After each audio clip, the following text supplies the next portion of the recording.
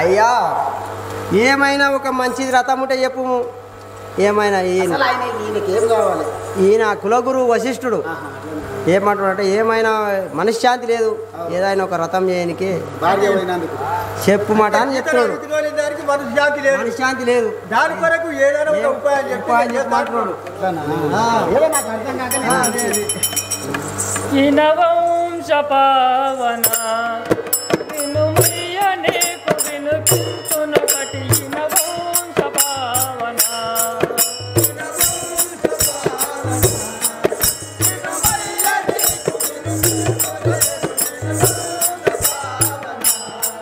వినుమయ్య నీకు వినుపించును కటి వంశ పావన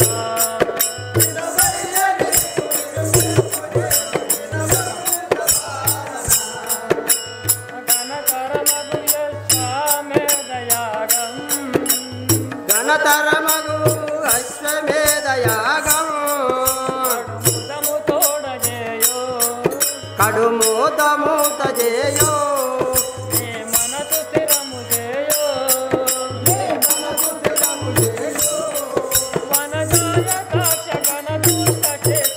వంశ పావన వినుమయ్య నీకు వినుపిల్తున కటి వంశ పావన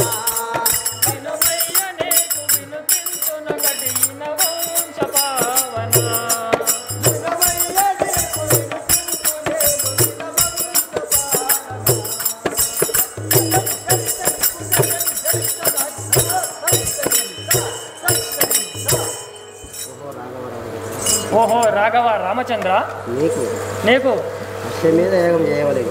నీవు అశ్వమేధ యాగం చేయవలేను. సంతోషమాయగా మీరన్న మాటకు స్వాతమాదు సంతోషమాయగా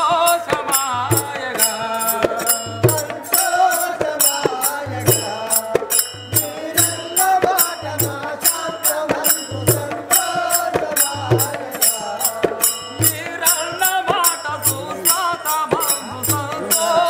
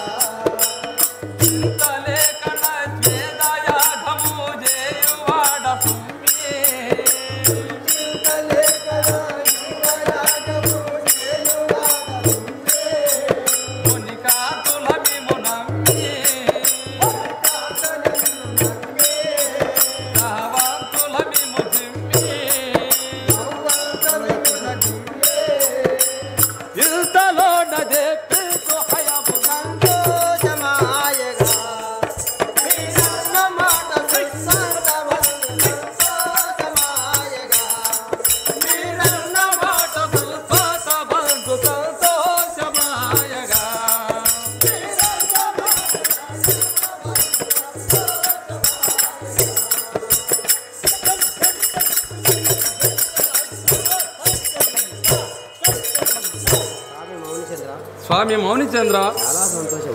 చాలా సంతోషం. అలాగే అశ్వమేధ యాగం చేయబడను. అలాగనే ఆ అశ్వమేధ యాగం చేయబడను. ఏ విధంగా చేయవలెను? ఏ విధంగా చేయవలనో తెలుపము.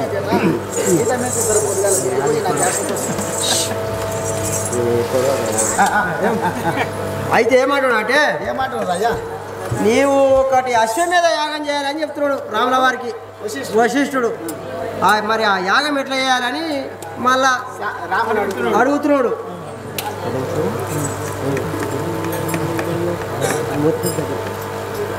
మేది నిధవయస్వమేధ యాగంబును రమ్యమౌ సంవత్సరంబు దీక్ష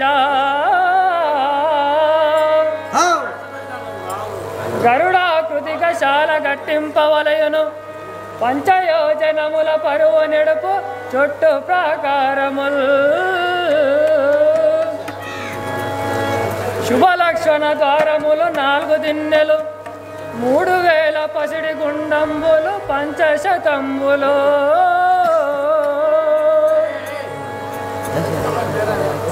దశలక్షక దళితకారులు వాటి కొదిసేయంగ వలయు నింపొందగాను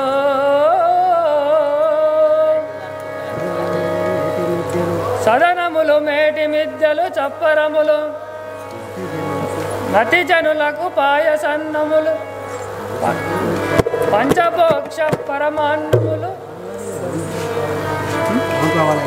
పంచభోక్ష పరమాన్నములు నోల్పవలయును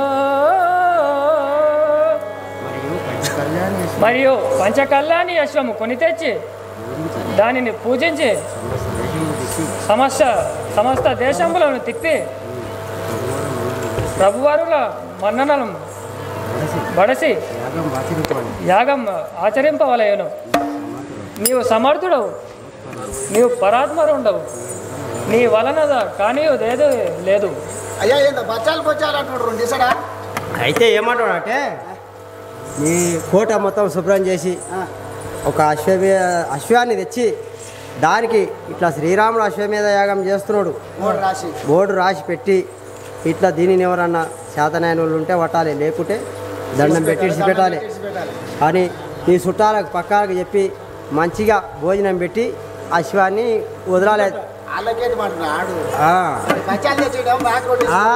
బచ్చాలు నీకెందుకు పెడతాడు? మందికి లోకానికి పెట్టమంటూ చెప్తున్నాడు. ఇట్లా చేయాలి పూజ, నువ్వు చేసి అప్పుడు నీవు ఆ అశ్వాన్ని ఇడిచిపెట్టాలి. దాని వెంట నీవు పోతావా మరి తమ్ముళ్ళు పోతారా అని ఈ విధంగా వశిష్ఠుడు చెప్పి వెడిలిపోయిన అతను శ్రీరాముడు తన తమ్ములను పిలిచి ఏమంటున్నాడు?